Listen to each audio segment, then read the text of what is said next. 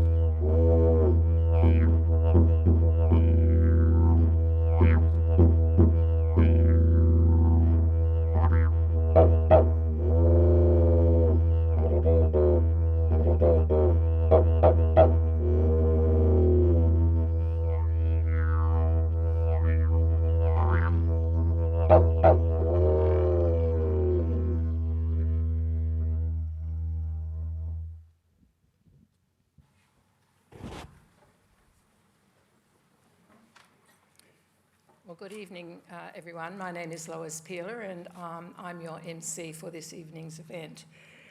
I'd like to acknowledge that this event is taking place on the land of the Yirra, and the Wurundjeri people are the traditional custodians of this area. I pay my respects to the elders past and present.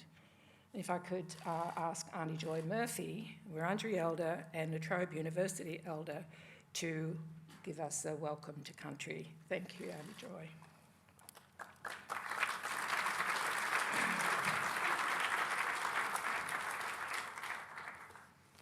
Thanks very much, Lois. Could I begin by saying that we are meeting on the traditional lands of the Wurundjeri people.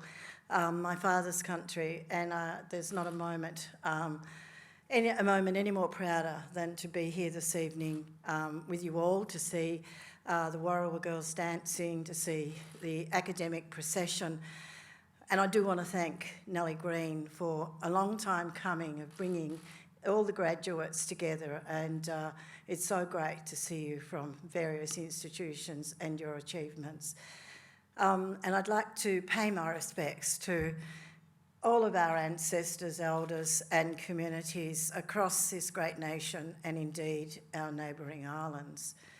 Can I also acknowledge our incoming Chancellor, Richard Wilkins, our Vice-Chancellor, John Dewar, and our Adrian Clark is with us tonight, our outgoing, but I don't think she's outgoing. I think she's going to be there with us all the way. So just want to say a public thank you, Adrian, for your commitment to our community.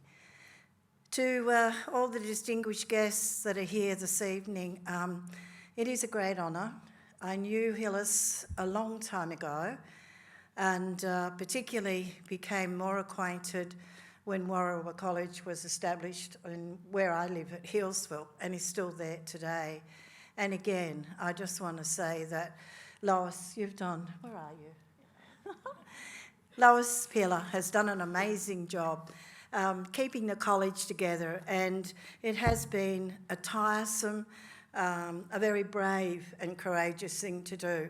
And but those girls and I, we actually met at the netball courts on Sunday, but you know, that's what it's all about. It's seeing those children being very happy, feeling that they're comfortable, and also participating in community and knowing that they're being loved. And that's what they've been offered, and I'm hoping that many more students will come to Warrawa College.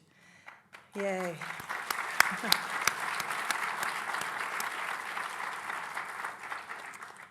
So in saying that I knew Hyllus, I want to pay my respects to her for the wonderful achievement, for the vision that she had, her passion, her love for a much more better education for our communities. And although it's not reached someone in particular, like anyone who may have lived in a community close by, and there are reasons for that, because it's sometimes difficult when you have different languages, different cultures.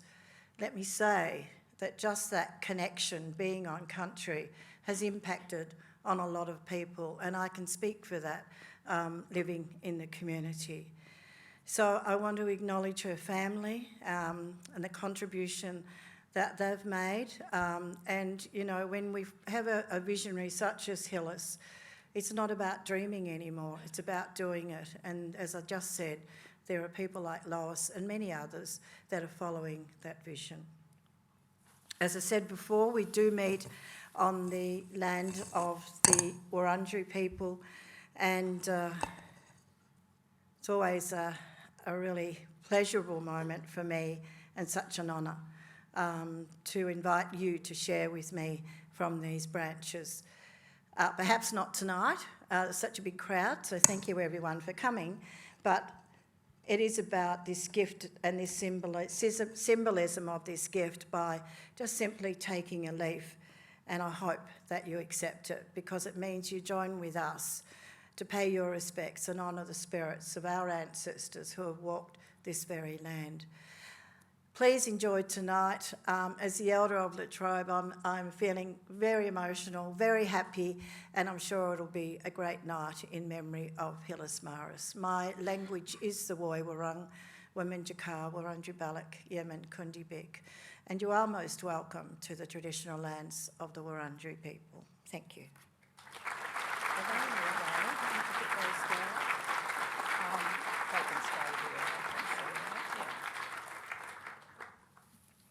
Thank you, Auntie Joy.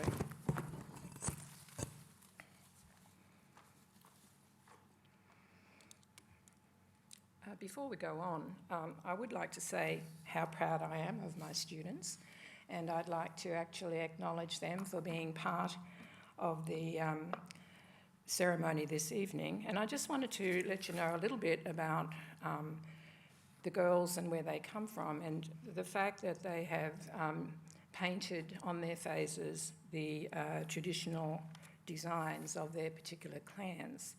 So we have about 8 clans represented tonight between the girls, and so we've got girls from Tiwi, from Port Keats or Wadair, Alco Island, Victoria, and Wamba, Pitadinjara, Yankunytjatjara, Lurija, and of course Yorta.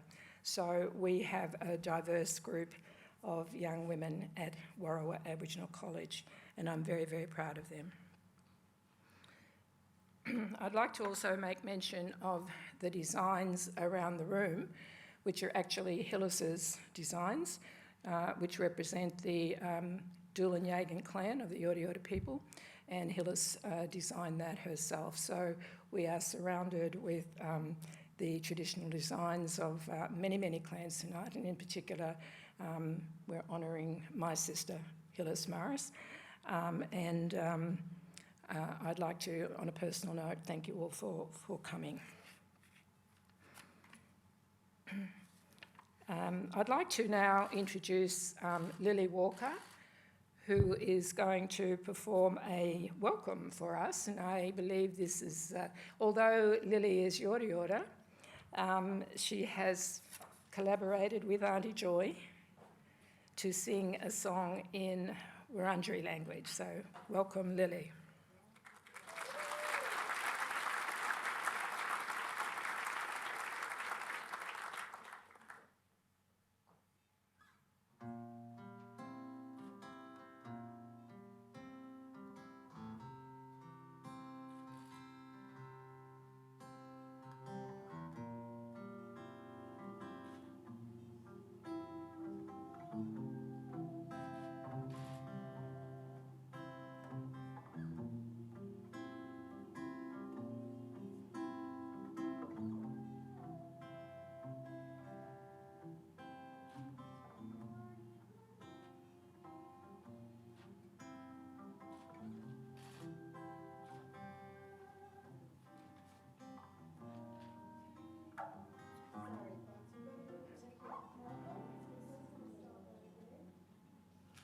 Apologies. Would you like to start again?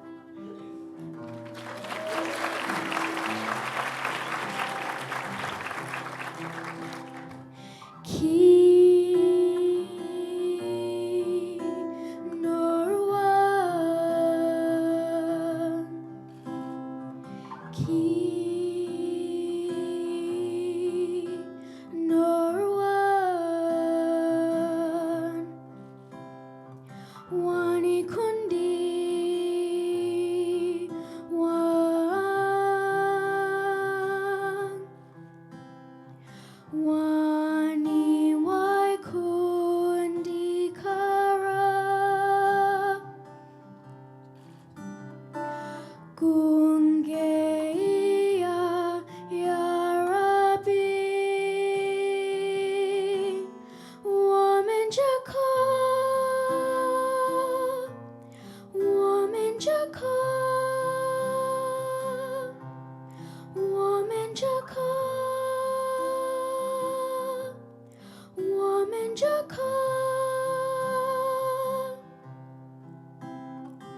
Woman Jaka Wurundjeri Baluk Yaman Kondi Big Woman Jaka Woman Jaka Woman Jaka Woman Jaka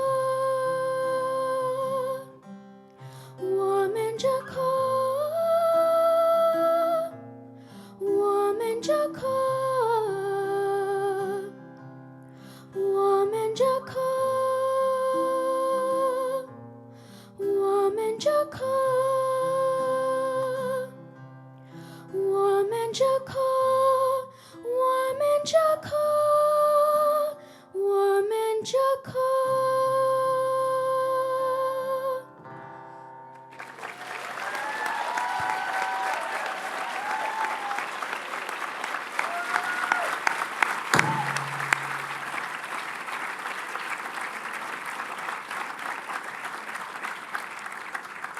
very beautiful. And what a trooper. She wasn't fazed by that little mess up. Thank you, Lily. That was very beautiful. I'd now like to invite Dr. Julie Andrews to the lectern. Julie is descended from the Wurundjeri people on our father's side and Yirra on her mother's side, near the borders of Victoria and New South Wales along the Murray. And she's a member of the Doolan-Yagan family clan of the Alapna people. Julie has been teaching Aboriginal studies for many, many years here at La Trobe, and she is a convener of Aboriginal studies at La Trobe University. Dr. Andrews is my niece, by the way. She's a fine educator. She's an anthropologist, and we're very proud to have Julie, and we're looking forward to her sharing Hyllus's journey. Julie.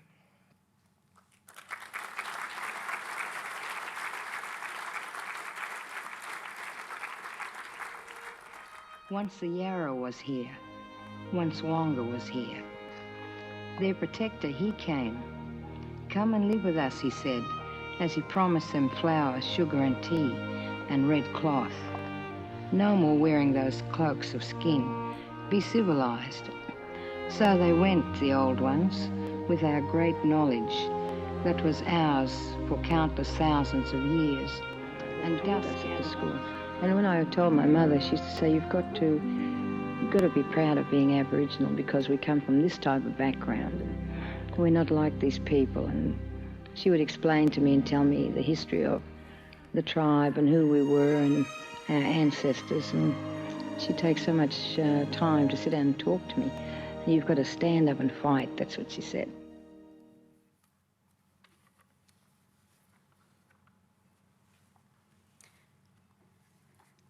Let me take you on the journey of Hyllus Maris.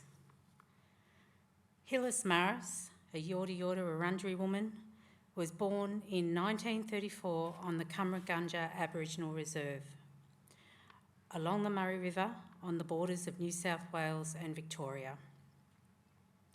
Commemorating in the Yirra language means my home. There are lots of happy times on the reservation, as there are so many Aboriginal people living there, and everyone helped each other and were related in some way. But there were also difficult times, as it was a place where government policies controlled the lives of everyone. When Hyllus was 55 years old, her family were among 200 Aboriginal residents who walked off the reservation in protest over their treatment by the management. Hyllus's family moved to a place the Aboriginal people called the Flats. It was situated between the Victorian townships of Shepparton and Mooroopna. It is here that Hyllus attended the local school for most of her school age.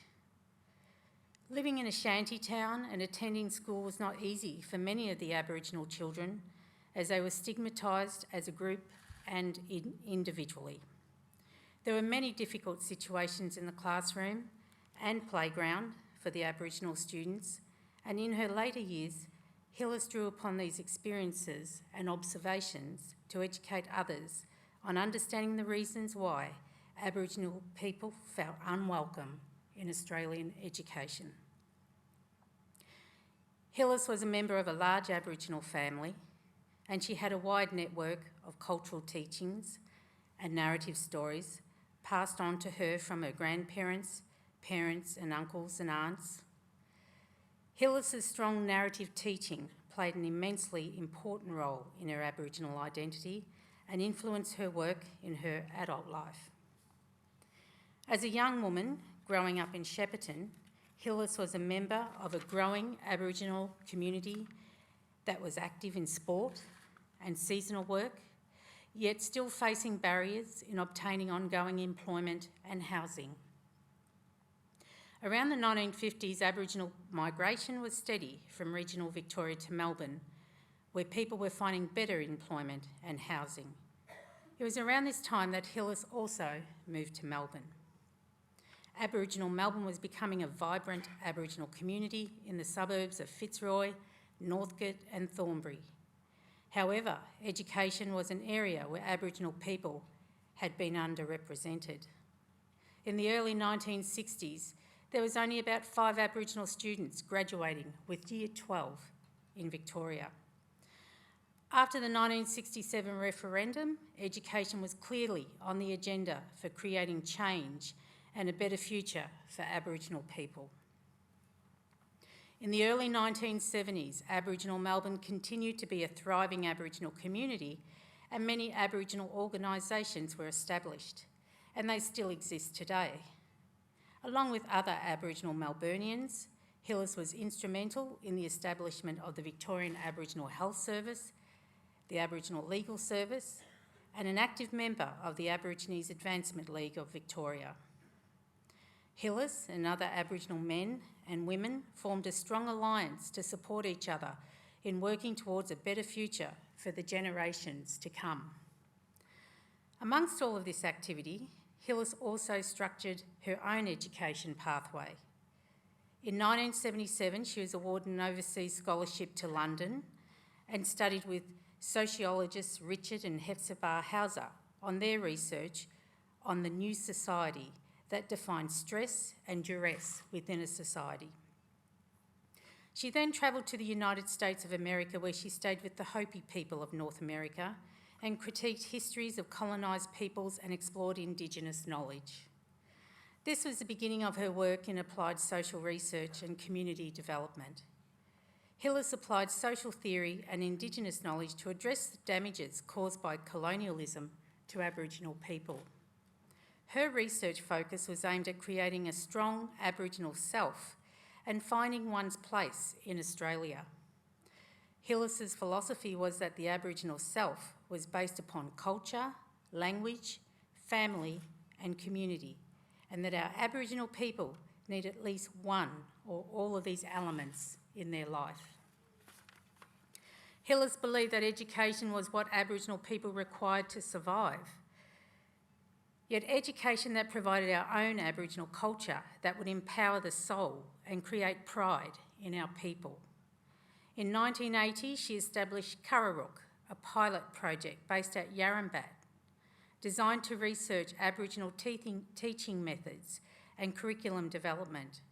She believed that the key to inspiring Aboriginal children to learn was to merge mainstream curriculum with Aboriginal cultural teachings in an Aboriginal setting. By using her own nieces and nephews, Hyllus researched this method for approximately 7 years. The Curraruk project then relocated to Frankston and was registered as Warrawa Aboriginal College, the first independent Aboriginal secondary school in Victoria. The college is now situated at Hillsville and has attracted students from across Australia. You have seen some of the remarkable students here tonight. But I want to close with a final comment on how Hyllus Maris has contributed to Aboriginal studies at La Trobe University. La Trobe University takes pride in its history of being a progressive university and quickly supported the Hyllus Maris Memorial Lecture because it was unique. It was celebrating a woman's contribution to education. This fitted nicely with the Aboriginal education strategy of this university. Hyllus Maris and Sonia Borg, shown here, co-wrote the award television series titled Women of the Sun, which won national and international awards. The series is still used in Aboriginal studies because it creates awareness of Australian history to students who would not otherwise have the opportunity to observe Aboriginal culture, language, the arts, humour, kinship, community, oppression and resilience all in one place. Although her brilliant short metaphor titled The Concrete Box was written over 30 years ago, each year it resonates with students when critiquing government policies over Aboriginal lives. It is the easiest piece of reading I've given my students to read, and they always read it, and it is the most powerful. Hyllus Maris is very much a part of Aboriginal studies at La Trobe University and will continue to be. We honour her contribution to education and the arts. In recognition of International Women's Day, we also acknowledge the work that all Aboriginal and Torres Strait Islander women have made to education. Thank you.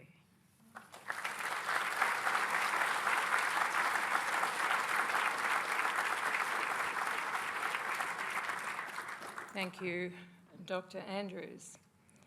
And yes, I'd like to also comment and say Happy International Women's Day to all of the women here. It is significant that we're able to celebrate the achievements of an Aboriginal woman, some amazing achievements, if I do say so.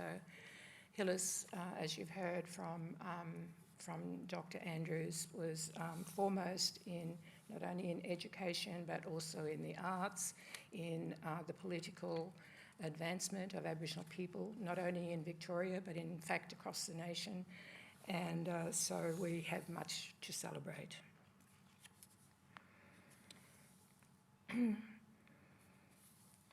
So it's now my privilege to introduce Professor John Dewar, the Vice-Chancellor and President of La Trobe University. Professor Dewar is an internationally known family law specialist and researcher. He is a graduate of the University of Oxford, where he was also a Fellow of Hertford College. Professor Dewar was named by the Australian as one of the most influential people in higher education in 2014 and 2015. And he's made an incredible difference at La Trobe University and within the academic community internationally. It is an honour to have him take part tonight in this important occasion. Would you please join with me in welcoming Professor John Dewar to the podium?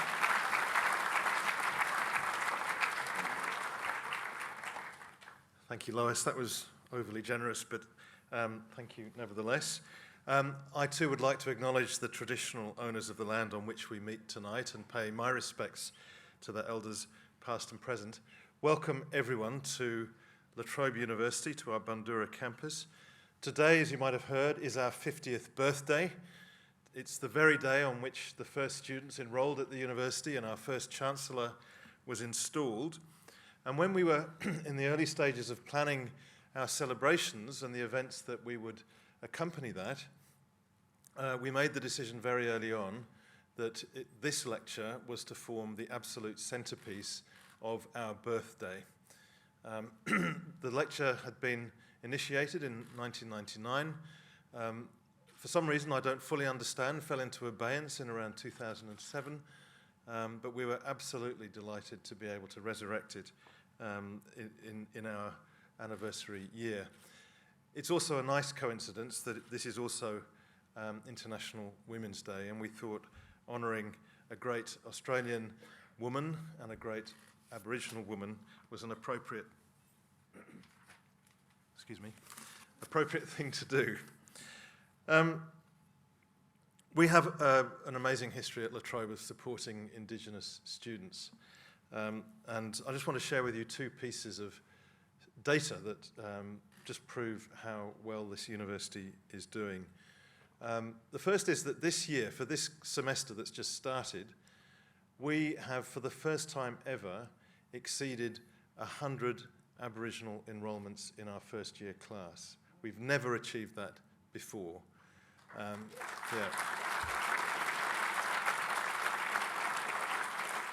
And I just wanted to pay tribute to Professor Mark Rose and to Nellie Green, who between them do a fantastic job of firstly attracting students to the university and then keeping them here and helping them through to graduation once they've arrived.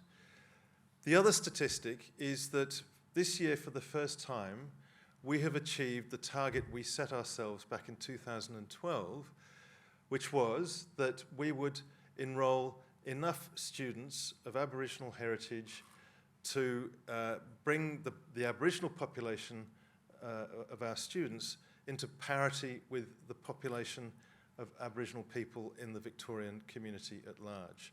Population parity was our goal, and this year we've achieved it a year early. So,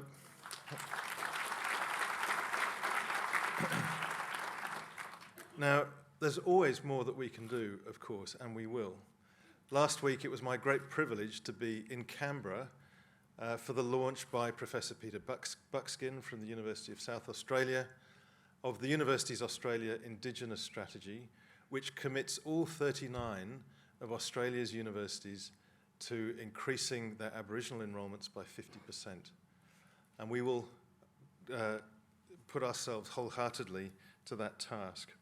But this is not just about numbers, because recently Malcolm Turnbull acknowledged that the only area in which in this country we have actually closed the gap is in the area of achievement of Aboriginal higher education graduates. Aboriginal students who come to university, who complete a higher education degree and then go out into the workforce, achieve exactly the same life chances, have exactly the same life chances as their non-Aboriginal counterparts. I wish we could say the same of other parts of the indicators of closing the gap, but I'm delighted that in this particular area, the gap has been closed. So it remains as important as ever that we continue to work to increase the number of students coming to the university and the number who graduate. In that context, I have just a couple of announcements to make tonight that will support us in that objective. The first is that we have received funding from the Felton Bequest to establish an Indigenous stream of our very successful Aspire program. This will be called I Aspire, and it will support up to 50 Indigenous students to study across our campuses in regional Victoria, as well as here in Bundoora, and will be designed to encourage and support them to come into university. And I believe that members of the Felton Bequest Committee are here tonight, and we are extremely grateful to them for their support. It will make a huge difference.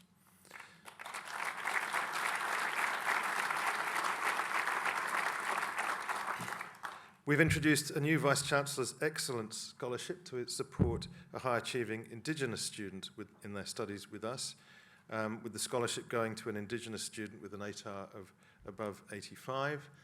And last Saturday, the Trobe University Footy Club held its 50th anniversary reunion, and they have committed themselves to raising yet more money to fund a new Indigenous scholarship scheme. Their aim was to raise $50,000 for our 50th anniversary, but before the fund has even been announced, they've already raised $80,000. So who knows what the potential is, but there will be more resources there to support young Aboriginal students coming to the university. So we are enormously proud to be able to host tonight's event. It was just simply wonderful to see the academic procession led in tonight by the girls from Warrawa Aboriginal College. What a positive and powerful image that was. Once again, welcome to La Trobe. We're all looking forward to hearing our speaker tonight, Dr Anita Heiss, deliver, I'm very proud to say, the 2017 Hyllus Maris Memorial Lecture. Thank you.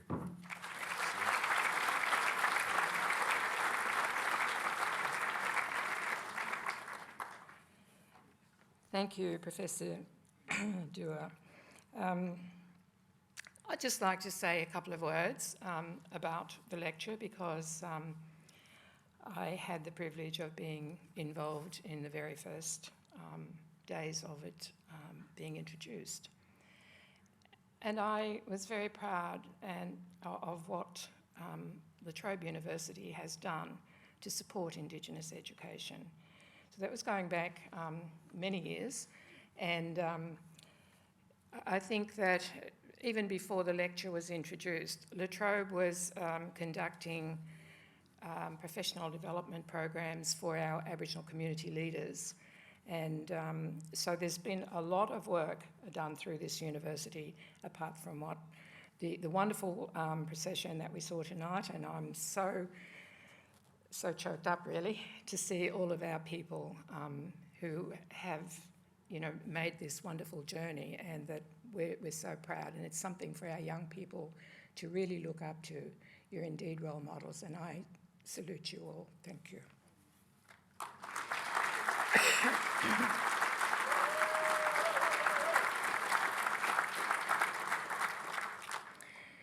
And now, I think if I could ask the Aquinas College Soul Sisters, we had to put a little soul in the evening, ladies and gentlemen, so here they are, and they're going to sing a song that many of you will have heard, particularly through the movie The Sapphires, and so they're going to do us the honour of singing that song for us tonight. Thank you.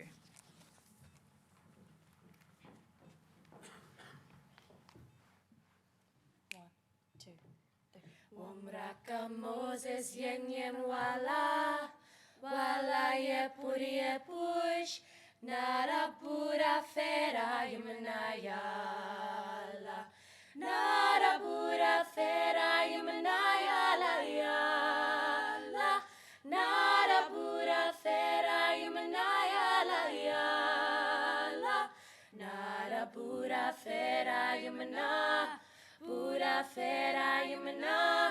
Pura fera yumana yala yala. Yenuk beku Jesu, brada bukana yumana, mara pura fera yumana yala. Nara pura fera yumana yala yala. Nara pura fera yumana yala yala. Nara pura fera yumana, pura fera yumana, pura fera yumana yala yala. Nara pura fera yumana yala yala. Nara pura fera yumana yala yala. Nara pura fera yumana, pura fera yumana. Pura fera yumana yala yala.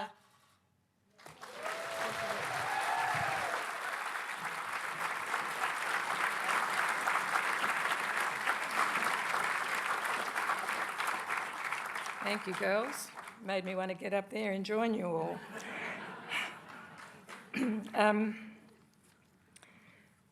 Friends, it's now my pleasure to ask Dr Anita Heiss to the podium. Dr Heiss is an ambassador of our college, and she's also a member of the Wiradjuri Nation and is one of Australia's most prolific and well-known authors of Aboriginal literature. Beyond that, Anita has many other titles and occupations. Internationally published author of poetry, prose and fiction, historian, a speaker who is in demand around the globe. Dr Heiss is also the ambassador for the Indigenous Literacy Foundation and an advocate for the National Centre for Indigenous Excellence. She currently manages the Epic Good Foundation. To all this, Anita brings humour, honesty and accessibility that makes all Australians, in fact all audiences, free to sit up and take notice. Thank you, Anita.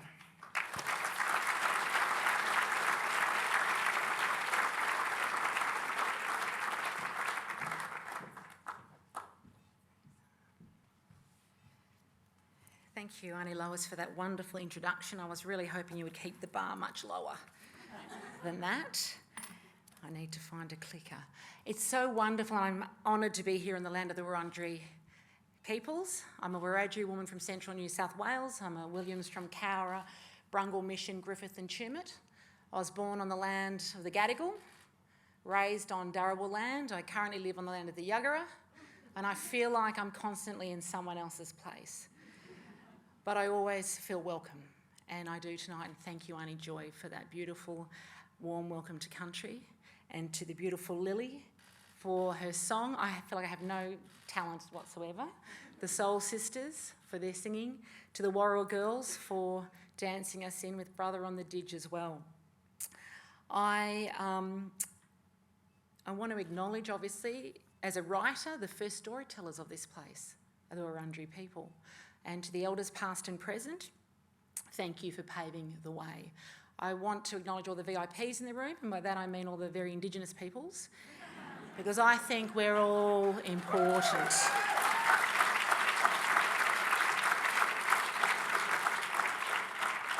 We're all here to pay tribute to Hyllus Maris and her contribution to Aboriginal education. Trobe University chooses to acknowledge her through this memorial lecture that was initiated in 1999, and as I got off the plane today, I got a text message from Dr Sandra Phillips with some background to it. She said, you probably know this already, but you know, Jackie Katona gave the inaugural lecture and she got a standing ovation. And I texted back, thanks for the pressure. So no pressure on any of us here this evening for that, and hello to everybody who's watching this via live stream. I only need these to see you. I don't need them to read, so it's a bit weird. I might take them off. Sorry. I'm glad it was revived, and I think the professor, can I call you John? I think John said 2007 it fell away. We're bringing it back this year, which is fantastic, because what it does is, by reminding ourselves and acknowledging Hyllus Maris, is that we are reminding ourselves that when we teach Aboriginal children to be strong in identity, to know their history, and when we give them an education, we are giving them what Hyllus had said is the tools that they need, not just to survive, but to thrive in mainstream society. I need to also say that the title of my paper that was in the program at the 11th hour, because I'm an artist, I assumed artistic licence and I changed the whole thing. So I'm doing something else. So if you came for the original, I'm sorry.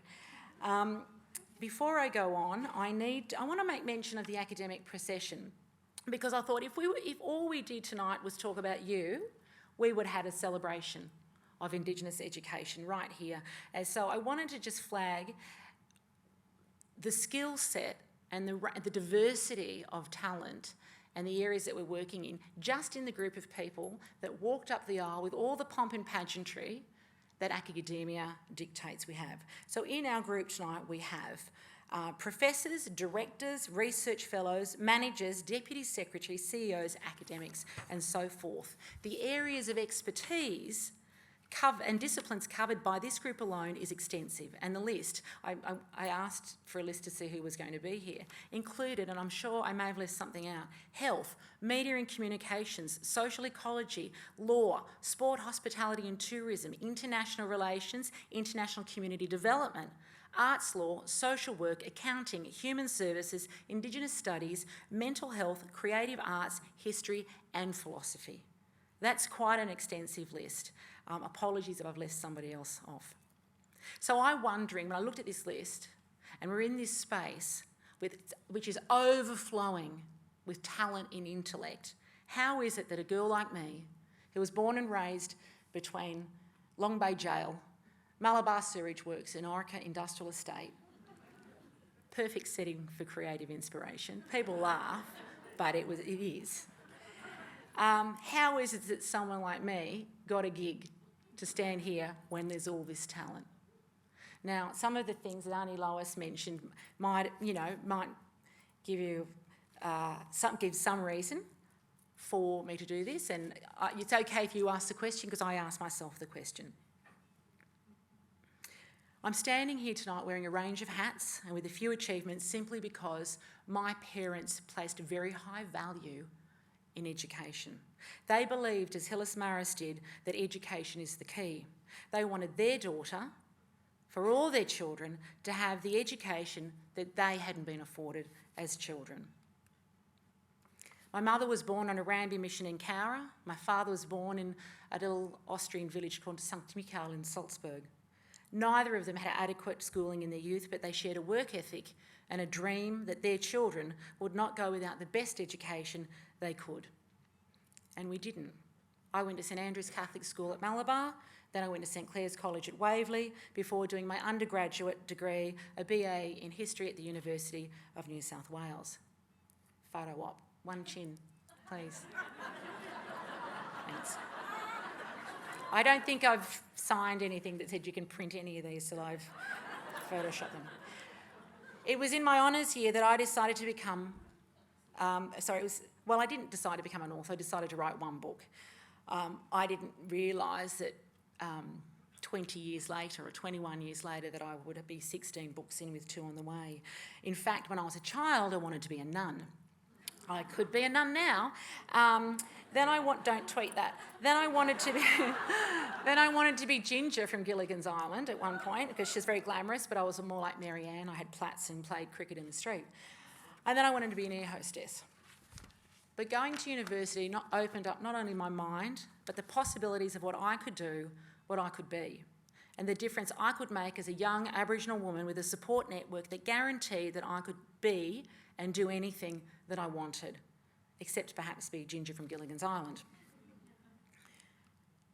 It was in my honours year that I decided to write a book called Sacred Cows, or because of my honours year. So I did my honours degree on the 1967 referendum, and every single book I got off the shelf that year about anything to do with Aboriginal Australia, now I can put this on here, but anything to do about Aboriginal Australia was written by a non-Aboriginal person. And some of those books were written by people who'd never been to Australia. And one of the books that I got off the shelf was uniquely titled Australian Aborigines, and I had to give a seminar paper on this book, and it was written by somebody in the UK, and it was based on letters written to this fella by someone in the new colony of New South Wales who would write letters saying, today we did this with the natives, and today we did that with the natives, and he'd send it off.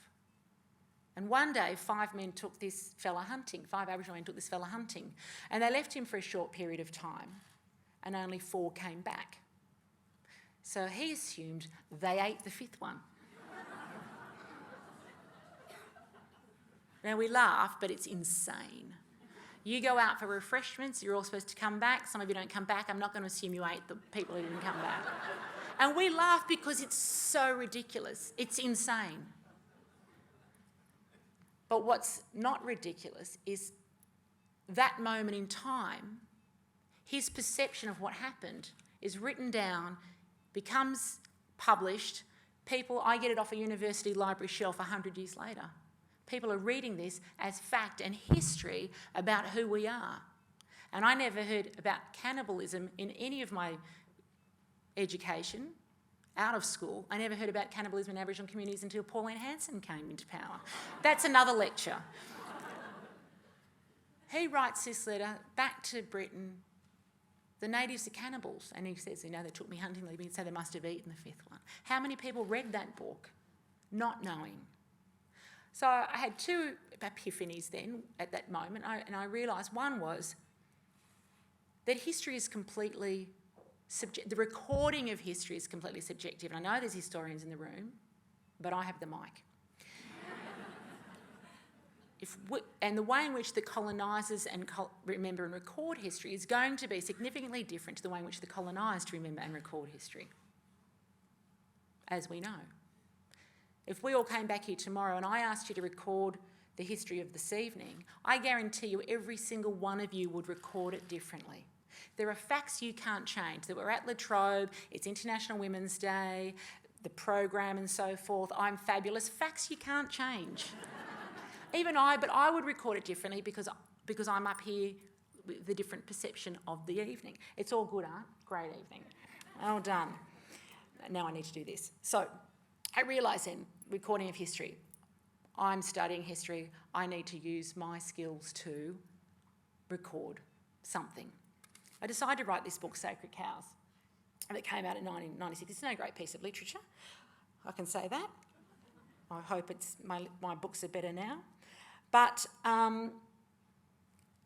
when I was so I wrote this book based on my observations of being a black fella, growing up in white society and so forth, and it's a social commentary, Skippy, Vegemite, the backyard barbecue and so forth.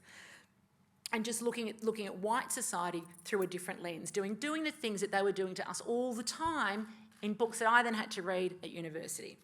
Now, when I was preparing for this event, it actually made me think back to my undergraduate days and my postgraduate days. And in the 1990s, when I was doing my PhD, it was the height of political correctness, and black fellas were being invited to be on every panel and committee that was going. It was at that time I penned a radio piece called Token Corey's Black Fellas for Hire, And it's a one-sided phone conversation where someone rings up and they say, token couriers, black fellas for hire.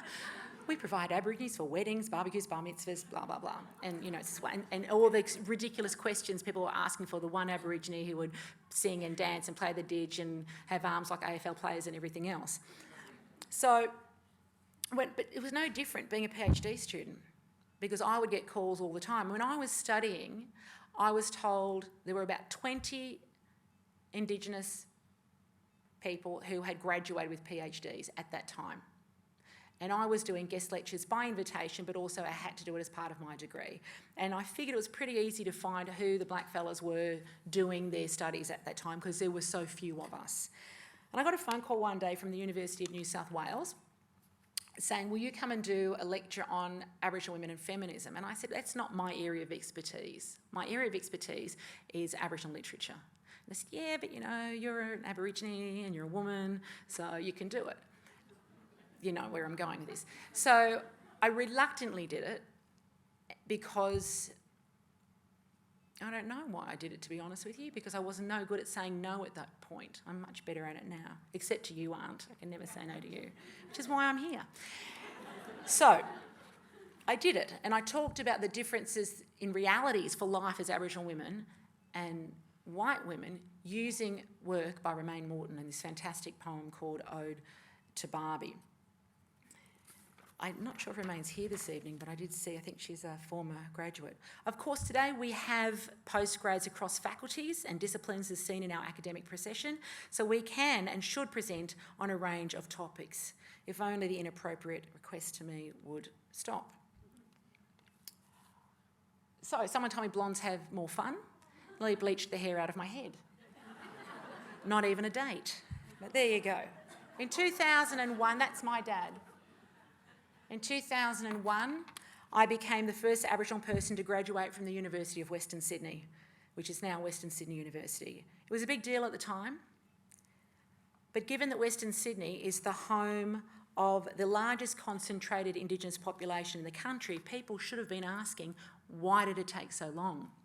And don't get me wrong, my experience at UWS was fantastic. The faculty bent over backwards, knowing that I would be their first enrolment as a doctoral student, and they accommodated me as best they could. And I'm proud to maintain a relationship with the university today. Now, once I completed my PhD, the bound thesis, later published by Aboriginal Studies Press, Thula Yirra, I gift wrapped it as a present for my parents, as a gift in return for their emotional, mental and financial investment in my education. A solid education was the best gift that they could have given me.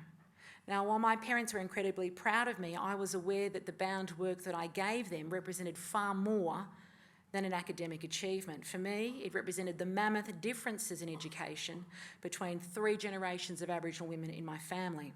I've had a secure and stable private school and university education, spending 5 years of my life researching and writing about Aboriginal literature and publishing, something I was interested and passionate about. But that's a privilege, or it was a privilege.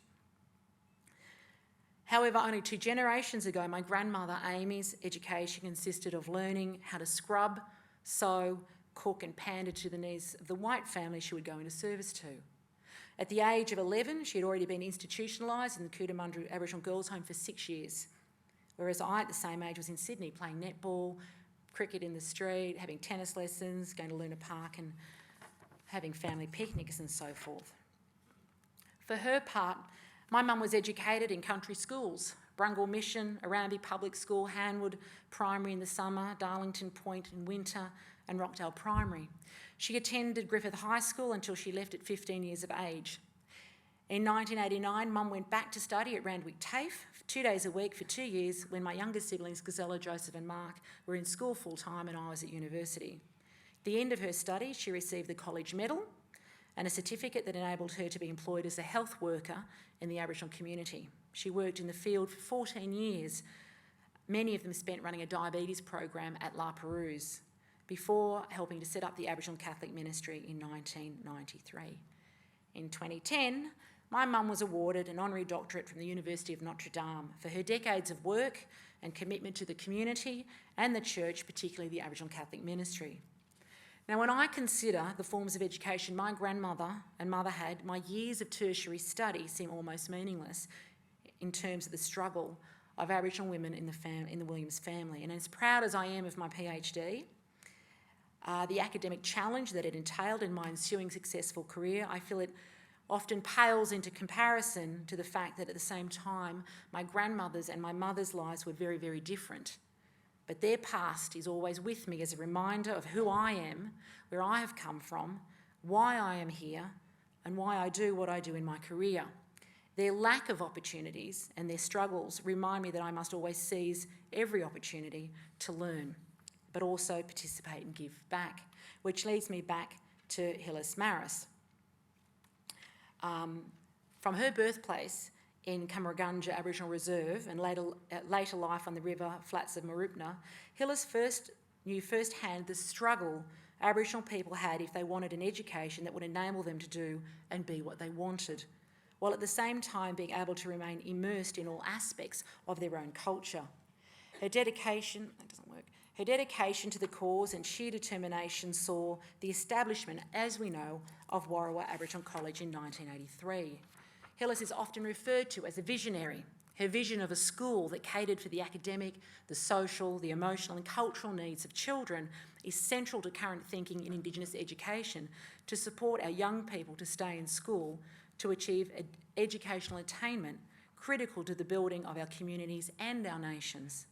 I'm fortunate enough to have spoken at one of Warrawa's graduation ceremonies. Last year I had the extreme pleasure of emceeing the debutante ball, and most recently in my role as manager of Epic Good Foundation, supported the establishment of a partnership between the college and Ringwood Cricket Club, who are delivering a program to students who have expressed an interest in learning more about the great game of cricket. There's a point why I'm raising this. Now, in December of last year, participating students finished the first 6-week block of the cricketing program with Ringwood, and the coach, Ian Holland, said to me, "The girls showed talent and developed across all the skills of cricket, and I'm very sure they had a lot of fun doing it. The program is developing and evolving as we go, but we have a vision that this connection will create a pathway for the girls to play competitive cricket in the future if that's what they desire." And I thought, why shouldn't they? A life's education is not simply just academic. Now, from Warrawa to Latrobe, I thought to myself when I was writing this paper, what would Hyllus be proud of as we gather in this space tonight? For starters, I'm sure she'd want to applaud the fact, as mentioned by Professor Dewar, that for the first time in 50 years, Latrobe has over 100 commencing students. I'd say she'd also be happy that there are currently 300 Indigenous students enrolled at Latrobe. I'm told that enrolments are still happening, so that number could increase, but as it stands, as the VC mentioned, this number represents that Latrobe are on target for doubling their enrolments over the last 3 years as set in the university strategy Future Ready. It's comforting to know also that support and retention here is led by Nellie Green, who's a Yamatji woman from Western Australia. And when you think about that, what it tells us is that places like Latrobe are attracting people, a diverse group of people from around the nation to come and work here. So that's fantastic as well. There's a program that operates out of the Office of Indigenous Strategy and Education. It's called Turong Manong, I hope I've pronounced that right, which has all 9 Victorian universities collaborating to lift the quality of service to Indigenous families and communities. This includes a 24-hour 1-800 number when ATAR scores are announced. The program is an accord between the Victorian Vice-Chancellors Committee and the Victorian Aboriginal Education Association.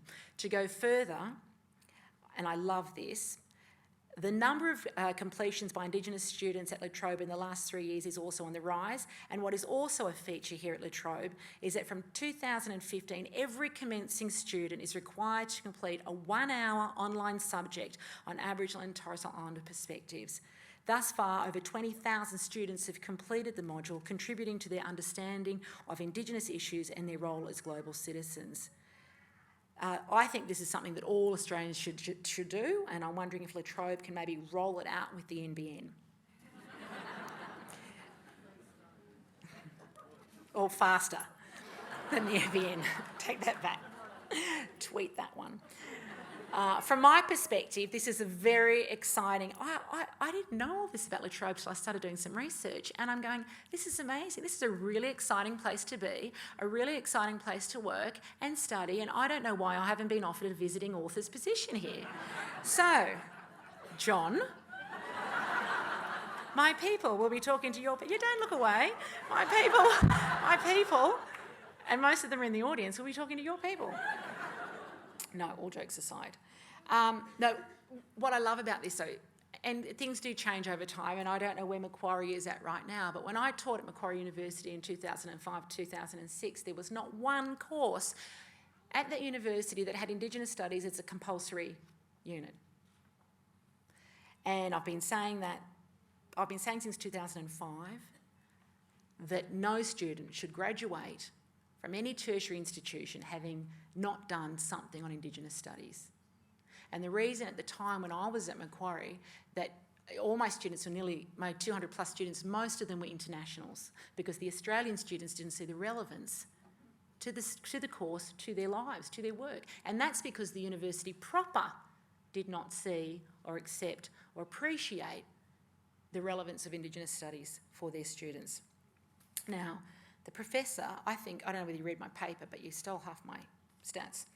So as mentioned by the Professor Yirra, there's a new commitment by Universities Australia to increase Indigenous enrolments nationally by setting new targets in a bid to attract thousands more Indigenous students to campuses across the country. The Universities Australia strategy aims to boost student and staff numbers over the next decade, trying to increase Indigenous student enrolments by at least 50%, as mentioned, above the growth rate of non-Indigenous enrolments, and ideally by 100%.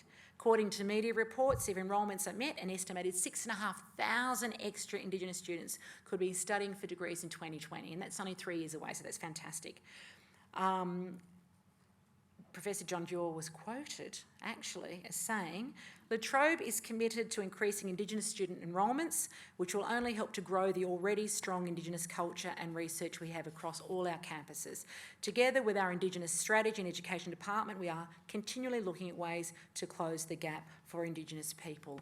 I was pleased to learn that Professor Mark Rose, who is here this evening, who is also Executive Director of Indigenous Strategy and Education here, sits on the Deputy Vice-Chancellor Academic Committee for the Universities Australia Strategy. It's great to see La Trobe taking a seat at the big table on the future of Indigenous higher education. And on a final note, Turong Manong, I mentioned earlier, has also been cited by Universities Australia as a strategy that is an exemplar. Now, it's International Women's Day. Happy IWD, titters and sisters in the audience. As I'm an author, I wanted to mention some amazing women writers who have impacted on the education of not only our mob, but Australians at large. I do professional development with teachers, teach librarians and principals, and I kind of pride myself on the fact that I can find a novel, a play, a poem, an autobiography or a memoir that will touch on whatever topic they can throw at me. We currently have over 6,000 Aboriginal and Torres Strait Islander writers and storytellers indexed into Blackwords, the Blackwords dataset of AusLit. Just on half of those are women writers and storytellers. 171 of those are authors who have penned over 200 works that touch on education. These aren't literary education pieces. These are literary novels, poems, and so forth. And these are some of the covers of some of my favourite books that I have on my shelves. I just wanted to flag 2 women this evening who were part of my university journey as an undergrad and postgrad. They are Kath Walker, who later changed her name to Oodgeroo Noonuckle as a protest against the bicentenary, and again the late Auntie Ruby Langford Ginnaby. When people ask me what my most prized book is, I say my hardcover edition of Kath Walker's We Are Going, which was published by Jacaranda Press in 1964. It was the first book published by an Aboriginal first collection of poetry published by an Aboriginal person. It has the Charter for Aboriginal Rights in there, and that charter is as relevant today, unfortunately, as it was back in 1964. Now, 1964, we haven't had the referendum. A lot of our mob living under the Act of Protection. We have a book of poetry published by an Aboriginal woman that sells 10,000 copies. Can I tell you, I don't know any Australian poets today that are selling that many books, but that's how much desire there was to read her words. But it was also at a time where reviewers didn't believe that the work had been written by a black fella because it was so good.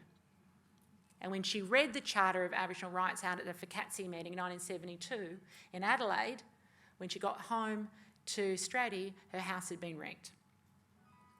It's the challenge, it's the people being challenged by what's in that. So that's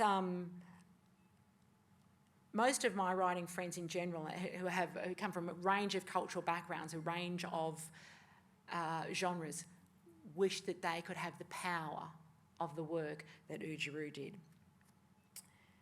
She's from North Stradbroke Island, is a very important figure in Queensland, where I live now, but she was a leading voice for all black fellas like Hyllus Maris, as a respected poet, writer, political activist, artist and educator. She had a lifelong commitment to advancing civil rights and improving the lives of our people. She was a leading voice in the fight towards the 1967 referendum, but her gift for storytelling, of writing, is what shines most for me. She released a series of books for young readers, recreating the stories she learned as a young girl, starting with Stradbroke Dreamtime in 1972. Her contribution to education was acknowledged by a number of institutions. She was awarded honorary doctorates from Macquarie Uni in 1988, Griffith Uni 1989, Monash 1991, and Queensland University of Technology in 1992. In 1990, after the formation of ATSIC, she was elected a member of the South East Queensland Regional Council, and she continued to advocate for her mob until she passed away in September 1993. During my PhD, I spent quite a bit of time with Aunty Ruby Langford-Ginniby. Don't Take Your Love to Town. Who in the room's read Don't Take Your Love to Town? It is one of the most widely read autobiographies of her time when it came out. It came out 1987, 88, around the same time as Sally Morgan's My Place, but didn't have the same commercial impact, but very different stories. But her voice, Aunty Ruby Langford-Ginniby's voice, is what was needed in the classroom. It was set on the New South Wales HSC for many, many years. She said she decided to pick up the pen in 1984 to write her autobiography because she realised there was nothing taught in the school curriculum about Kooris. She said, and I quote, "I thought if I wrote about my experiences as an Aboriginal person, it might give the other side, the white side, some idea of how hard it is to survive between black and white culture of Australia, and they might become less racist and paternalistic towards our people." She also said that she wrote much of her work to redress the negative portrayal of Aboriginal people in print, saying, "For many years we've been misrepresented by misinformed people and have never had a voice," end quote. The way in which Aboriginal people have been categorised by race in terms of where we fit in society, into literature, is no different to the way in which we've been defined in sports, history, the arts and politics, and even academia. Although many would like to be regarded and critiqued for our writing rather than our race, Aboriginal author as a title is also a cementing of identity for us, and a categorisation that doesn't offend most. Most writers are proud of their identity as well as their ability to write in a profoundly white world. Because in the words of Ruby Langford-Ginniby, we are reclaiming our history, our heritage and our identity, and that's very important to our cause. I'm pleased to note that in 1995, Ruby Langford-Ginniby was awarded an honorary doctorate of letters from La Trobe University. Now, although the Davyunayana Award was created by UQP to honour the amazing work of Ngarrindjeri man, inventor, writer and pastor Davyunayapon, I just wanted to flag tonight, and there's no disrespect at all, but it's interesting that most of the winners of this annual award for unpublished writers have been women. I think these are the books that need to be on curriculum. I can say here at Amongst Friends, you may or may not want to tweet this, but I've read Shakespeare. I studied Hamlet. I also read the Crib Notes. I saw various productions and I enjoyed them. But I'm not a fan of making it compulsory for Australian students to study the literature of dead white male writers from England. I'll say it again, I'm not a fan of making it compulsory for Australian students to study the literature of dead white male writers from England. Our students, especially Indigenous students, need to see the relevance of the work they study to their lives today. When talking about education and our future, the reality is that English literacy is vital to Aboriginal people's self-determination. Self-determination requires each of us to have the literacy, to gain the knowledge, to have the power to make our own decisions and control our own futures, to be self-determined. Alarmingly, statistics around Indigenous literacy, particularly when measured against our non-Indigenous counterparts, are appalling. While education of all Australians should remain the role of government, the grassroots community work of the Australian book industry, facilitated by the Indigenous Literacy Foundation, has created a model for what is possible in terms of increasing Indigenous reading rates through strategic, culturally appropriate and interesting approaches. The 2006 National Assessment Program for Literacy and Numeracy, NAPLAN, the report results show that only 1/4 of Indigenous Year 5 students in remote areas were at or above the national minimum standard for reading, compared to 91% for non-Indigenous students. Although there has been a definite improvement amongst Aboriginal and Torres Islander students in Year 3 and Year 5 in reading across the board, there is still a long way to go for students in remote and very remote regions. Only 1/4 of Indigenous Year 5 students in very remote areas were at or above the national minimum standard for reading. I've done that again, sorry, compared to 91%, sorry. Now, the National Chair of the Association of Heads of Independent Schools, Karen Spiller, says there is a long way to go. She welcomes gains in early learning, but emphasises that the transition from primary school to secondary school and building writing skills still needs more attention from policymakers. Many people ask why there is a literacy gap. There are many complex issues that impact on the results, and in most cases a combination of factors. These include issues like historical, health, social and educational disadvantage. Even the simplest things like quality reading materials and resources, items that most of us in this room probably take for granted, are not present in many remote and very remote communities across Australia. Most of the remote communities that the ILF work with report there are less than five books in family homes. The ILF's approach to raising literacy levels start at a community level. The focus is on early exposure to appropriate and quality books through book supply to homes and communities. We now supply book packs into more than 230 remote communities, and this number is increasing every year. The Book Buzz program is proving effective in a community in WA, and shows how providing young children from 0 to 5 years old with the right resources and in language, because we do bilingual, it works, is a great start in developing pre-reading skills. One of the reasons I became an ILF ambassador was, it's not because I'm an author, although I do hope that kids in remote communities can one day enjoy my kids' novels, because I'm writing Aboriginal characters for them. I'm an ambassador because I know that in an Aboriginal context, I'm lucky to have had the education and the resources to be able to read. And I've raised literacy in the ILF tonight because universities, I'm sorry, this is probably the wrong place to say it, but universities aren't the be-all and end-all of education. It's true. Yes, we want to get more blackfellas into tertiary institutions, but the buy-in for unis needs to come before Year 11 and 12. The commitment to real change in education comes from whether or not our kids are getting the education they need from infancy. None of our youth should be leaving school at the age of 15 without adequate English literacy skills. So Mark Rose, where are you?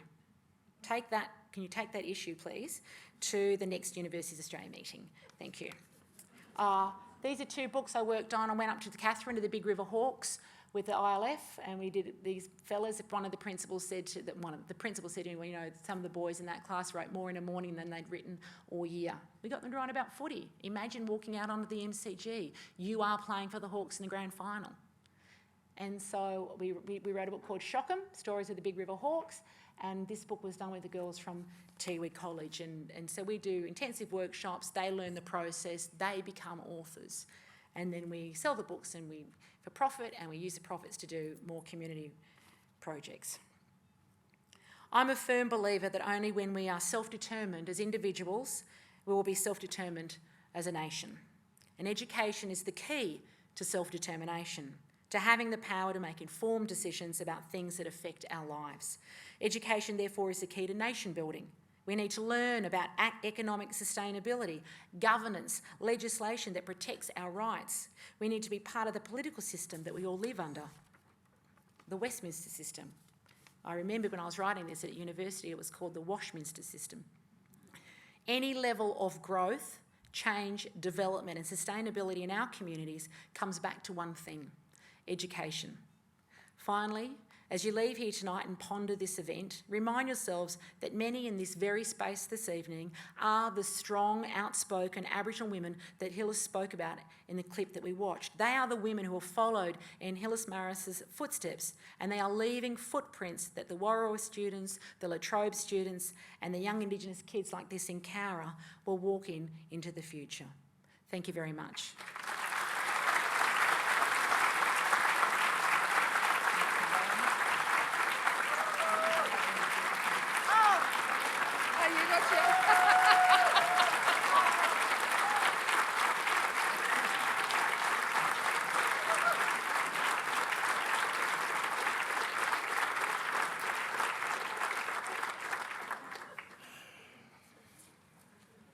Thank you, Dr Anita Heiss. Could I now please call on Professor Richard Larkins to give the vote of thanks? Thank you. Thank you.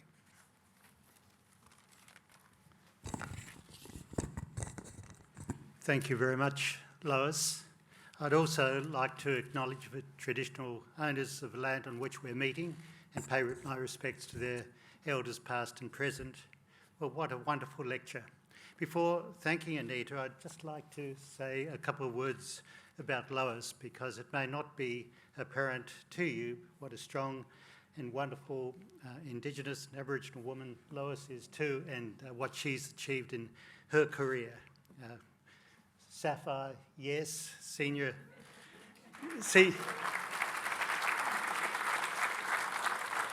Victorian Senior Australian of the Year, the Executive Director and Principal of Warrawa College, and in her own right, a warrior for Indigenous rights throughout her career.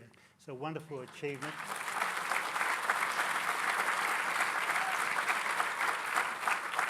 And of course, a very distinguished sister of Hyllus Maris. Anita, that's a fabulous lecture. It had everything you'd want in a lecture celebrating Hyllus Maris. But it is entertaining. It emphasised the things that she stood for, which was education, not just at university level, as you very correctly said, but as something that flows right through from early childhood development, right through primary school, secondary school, and through to the university level. Your own story and the story of the women in your family, I think, demonstrated beautifully the greater opportunities that have flowed in recent years, and also the ability of Indigenous women and men to make the most of those opportunities and to do the sorts of things that we've seen exemplified by the academic procession tonight. I think it's particularly appropriate that we have on International Women's Day and the 50th anniversary of La Trobe University, such a demonstration of the role that Indigenous women have played and continue to play, and the transformation which is occurring. Too often we talk about Indigenous people, Aboriginal people, in terms of gaps, disadvantage and so on. And much more we should be talking about achievement given opportunity and what wonderful things they can contribute to us all. I'm particularly thrilled about becoming Chancellor of La Trobe University for two reasons relating to Indigenous education.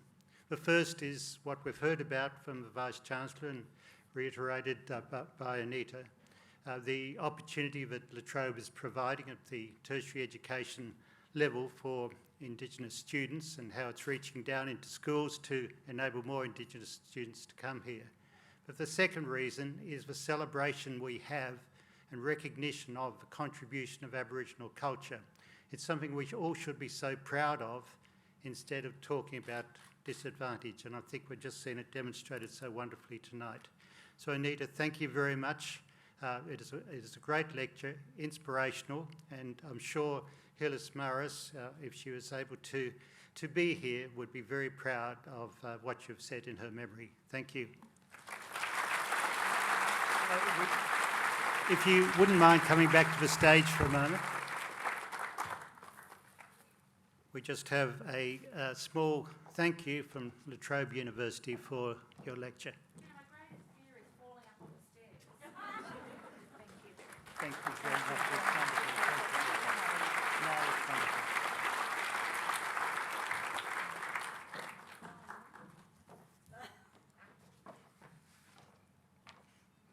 Thank you, Professor Larkins.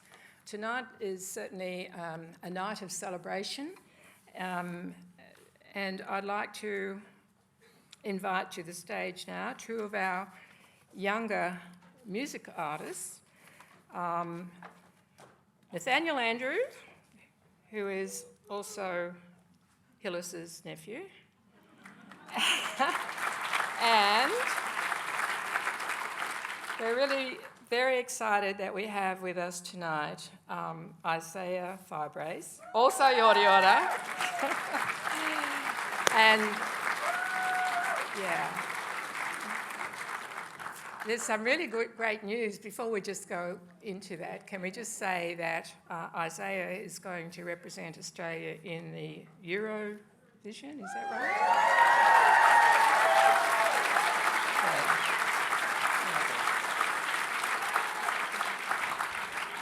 Now, you know that from Dr. Julie Andrews telling us Hyllus's journey, Hyllus was born on Cummeragunja, which is on the banks of the Murray River, and I think we're going to just have a little reflection on that tonight. Thank you. Thank you for that lovely introduction.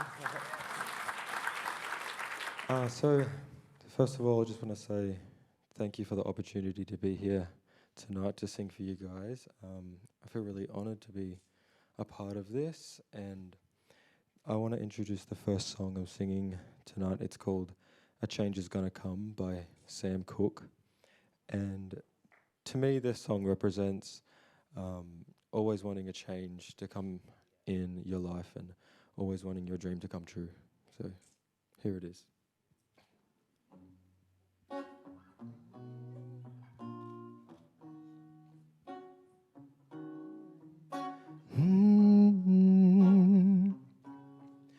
I was born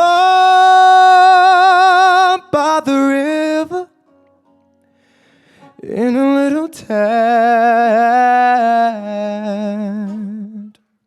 Just like the river, I've been running ever since. It's been a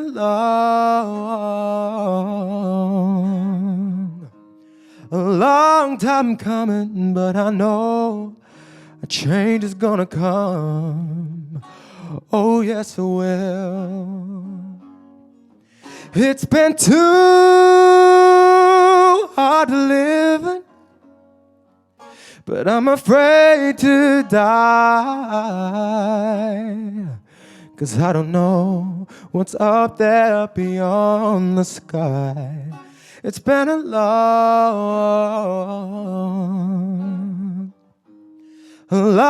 time coming, but I know a change is gonna come. Oh, yes, it will. I go to the movies and I go downtown.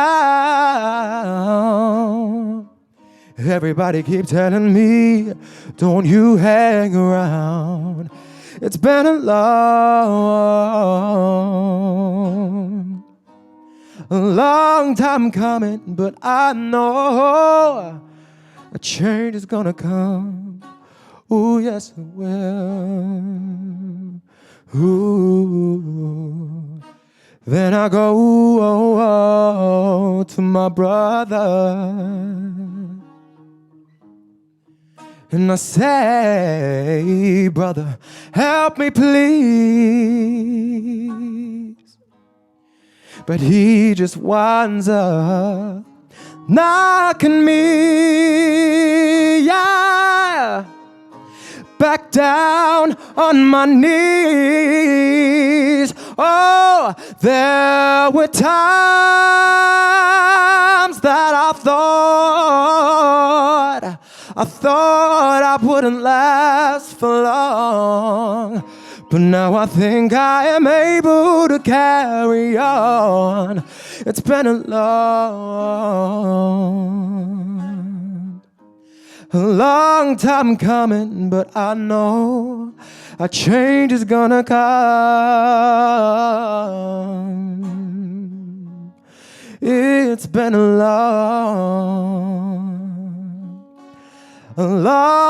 long time coming, but I know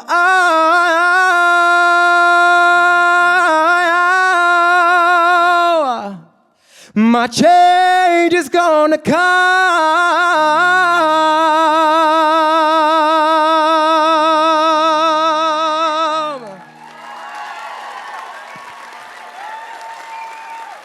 Thank you.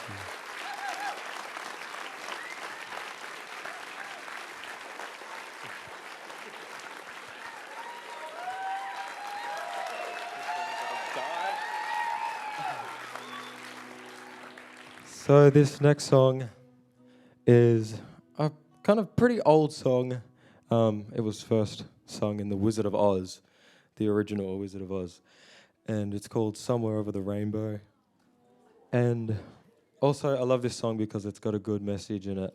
And to me it means always thinking to yourself, why can't it be me to achieve my dreams? And once you get that over the rainbow and you do achieve your dreams, you just got to take it with pride and just stay true to yourself and go onwards and upwards from there. So here it is. I hope you guys like it.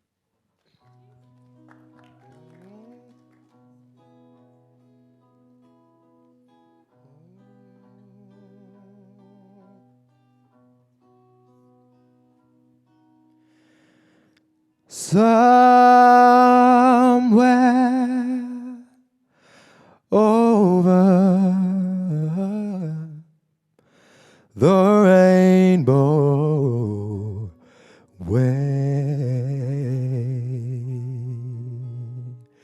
way up high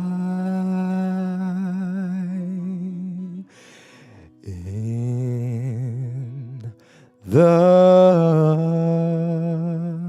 land that I heard of once in a lullaby.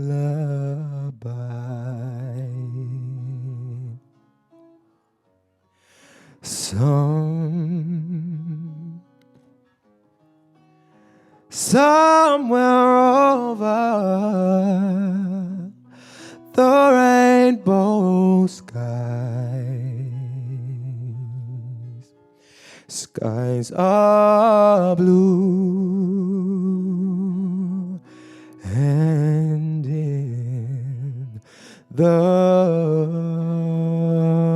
dreams that you dare to dream, they really do come true.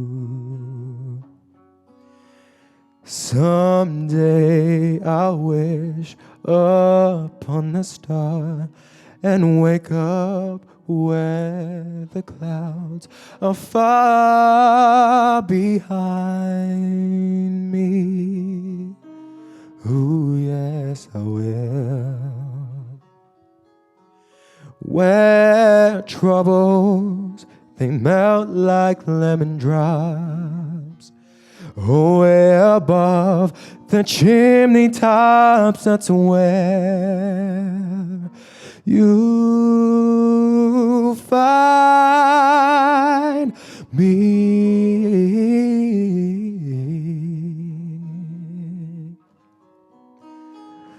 that's where you'll find me. Oh,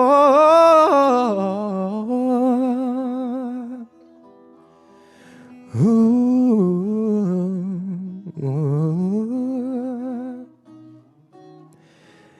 yeah, yeah, yeah, yeah.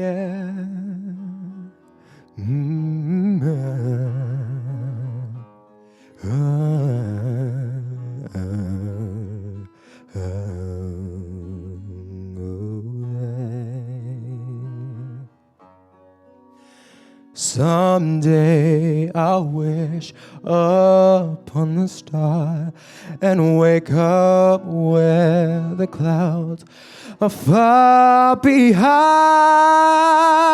me. Yeah.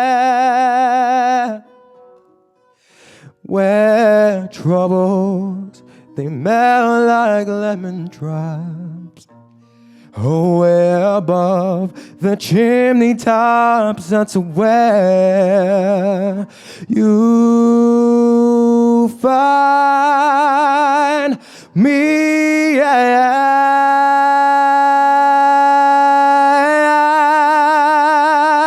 Oh, somewhere over the rainbow skies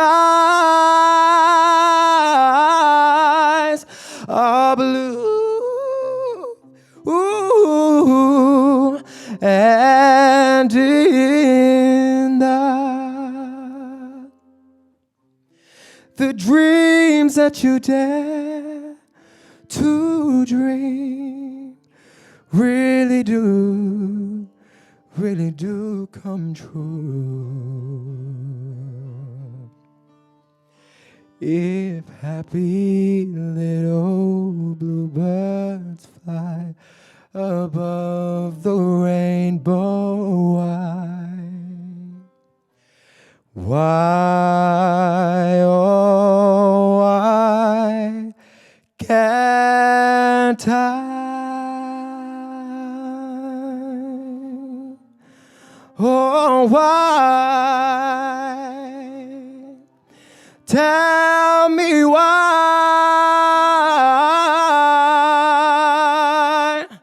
Why can't I?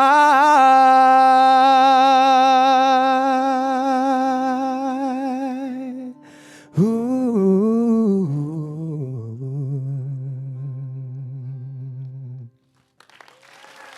Thank you.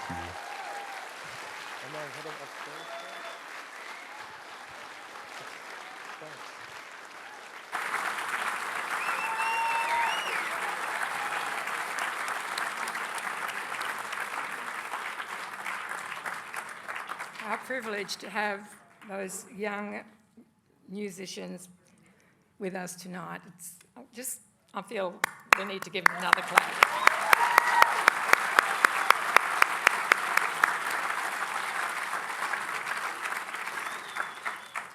Friends, there have been many wonderful words spoken and astute observations made tonight. If my sister Hyllus were here, she would be amazed. She'd be very pleased. And she'd be pleased to see the education and the hard-won success of the speakers, our academics, and our guests.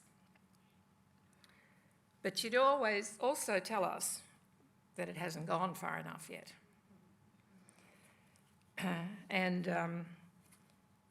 The challenges so often espoused in mainstream, and we are endeavouring to close the gap. But I want to say that the gap has not always been on our side. There's the gap in terms of culture. We have a culture that still lives, complete with its own knowledge base, its own philosophy and beliefs. And in the words of Hyllus Maris, she said, Aboriginality comes out of the culture. It comes out of being the people who belong here, It comes out of pride of an ancient history and values that sustained a people for countless thousands of years and that are still relevant today, that produced a balanced people. We who have survived and still survive amongst the apathy all around us today have the courage and the will and the pride to be Aboriginal in this situation. Pride in ourselves gives us a belief in ourselves.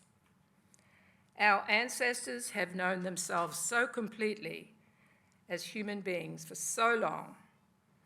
This is one of the reasons we reach out to grasp hold of this Aboriginality in this different, individualistic society.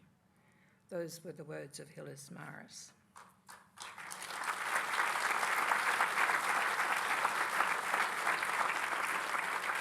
And I'd just like to add to that, as Aboriginal and Torres Strait Islander peoples, culture is central to our being.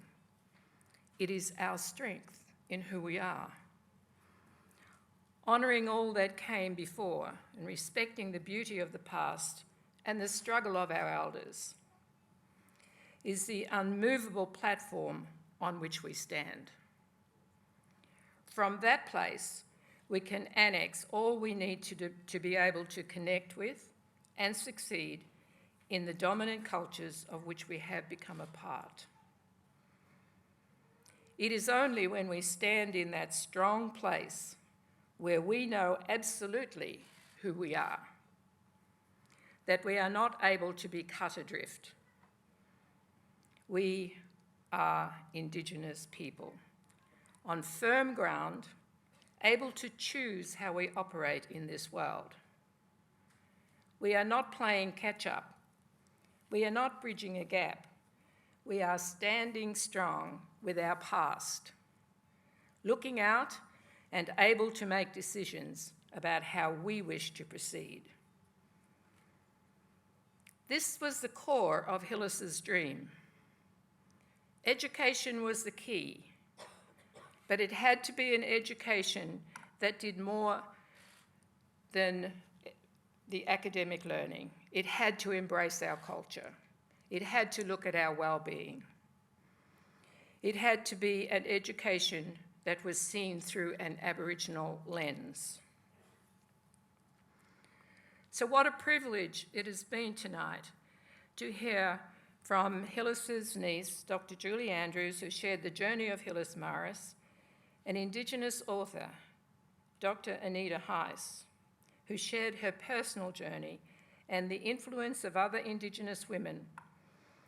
Anita, I just have to say I loved your books and the titles. I particularly like Am I Black Enough for You? That's got to be my personal favourite. To the La Trobe leadership, Professor Richard Larkins and Vice-Chancellor John Yirra, your understanding and estimation of education and of what Hyllus Maris brought to the educational community is heartening. While we do have a long way to go, we are walking with steady steps towards a future where our children can freely express their own understandings while taking their place as leaders of the future. My hope is that we will continue to hear of the journeys, perhaps from those amongst us tonight, who will share their story and continue to inspire us all. So tonight, as we again remember and celebrate an Aboriginal woman who was a poet, writer, playwright and educator, I can't go past the impetus for all of Hyllus's work. She wanted our children to be able to learn and know for sure that they were a part of a valuable and unique people. She wanted them to be able to have choices while understanding they brought with them knowledge and understandings they could share with the world. That education is the key. She left us a powerful poem as a reminder, a poem that we say every day at Warrawa Aboriginal College. And it starts, I am a child of the Dreamtime people. Thank you, ladies and gentlemen. Could I ask you to please stand for the exit of the academic group? Thank you.